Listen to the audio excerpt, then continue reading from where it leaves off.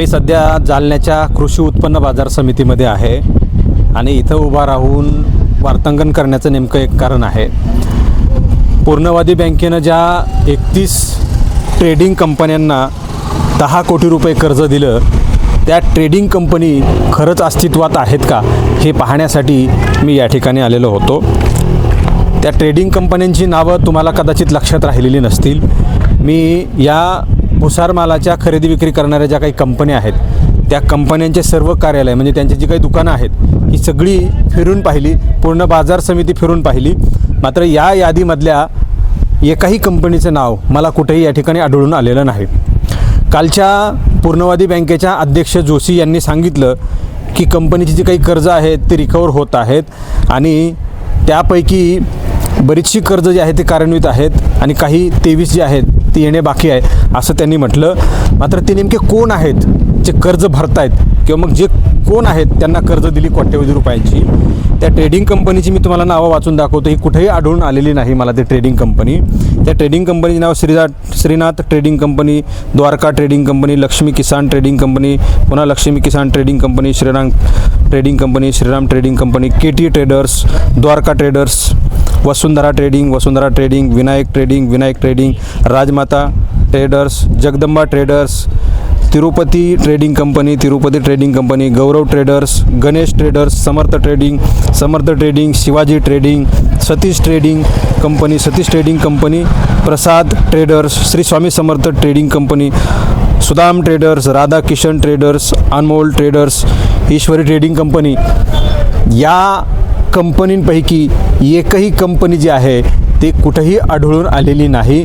मी एका वॉर्डमध्ये जवळजवळ 2-2 चक्कर मारल्यात. कुठं नजर चुकीने नाव राहिलं आहे का हे पाहण्यासाठी या ठिकाणी आलेलो होतो.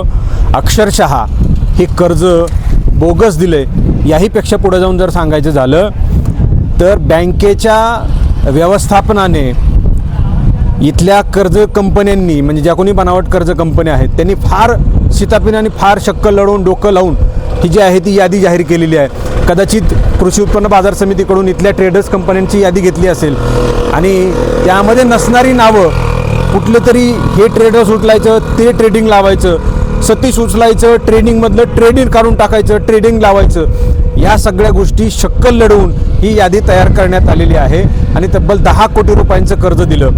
आता उरलेली 10 कोटी रुपयांची कर्ज 23 जणं ही नेमकी कोण आहेत मला पूर्णवादी बँकेला विचारायचं आहे, संचालक मंडळांना सीईओंना विचारायचं आहे, अध्यक्ष सुभाष जोशींना विचारायचं आहे, जे गडगंज श्रीमंत असलेले संचालक आहेत त्यांना विचारायचं आहे त्या नेमक्या कंपन्या कोण आहेत. ठेवीदारांची कर्ज ठेवीदारांच्या ठेवी सुरक्षित आहेत असं तुम्ही म्हणत आहात. ह्या कंपन्या नेमक्या कोण आहेत एकदा जाहीर करा. यांना तुम्ही कर्ज दिलेलं आहे त्या कोण कंपन्या आहेत.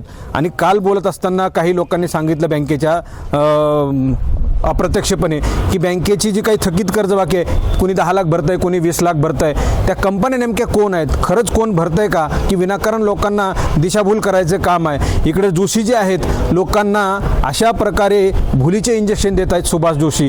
ते इंजेक्शन दवाखान्यामध्ये असतात, इथल्या लोकांना देऊन काही फायदा नाही अशी सगळ्याची सध्याची परिस्थिती आहे. कोट्यवधी रुपयांचं कर्ज या ट्रेडर्स कंपन्यांना दिलं, त्या कंपन्या अस्तित्वातच नाहीत ही सुरुवातीपासून मराठी महाराष्ट्र संशय व्यक्त केला होता आणि आज स्पॉटला जाऊन पाहणी केली असता कुठेही या ट्रेडिंग कंपन्या आढळून आलेल्या नाहीत. त्यामुळे पूर्णवादी बँकेनं चक्क हे 10 कोटी रुपयांचं कर्ज खैरात वाटल्यासारखं पेढे वाटल्यासारखं वाटलंय आणि त्यामधून सुद्धा रक्कम मिळवली असं म्हणायला काहीच हरकत नाही. बँकेचे कर्मचारी, उपमुख्य कार्यकारी अधिकारी, मुख्य कार्यकारी अधिकारी यांचे टोलेजंग कोट्यवधी रुपयांची इमारती ही घरं ही याच कार्यालयाच्या अशाच प्रकारच्या प्रकरणामधून आलेत का आम्ही पाहिलं पाहिजे आणि चौकशी केली पाहिजे. ठेवीदारांचा तो हक्क आहे. ठेवीदारांनी या सगळ्या गोष्टींची चौकशी करणं गरजेचं आहे. सोशल मीडियावर जेव्हा बातम्या प्रसारित होतात तेव्हा मात्र खाली येऊन यांचे सभासद, मी बँकेचा सभासद आहे बँक बुडणार नाही अशा प्रकारची आश्वासनं देतात. मात्र मला त्यांना आवाहन करायचं आहे ठेवीदारांच्या ठेवीत तुम्ही सुरक्षित आहेत हे तुम्ही फक्त तोंडी सांगताय.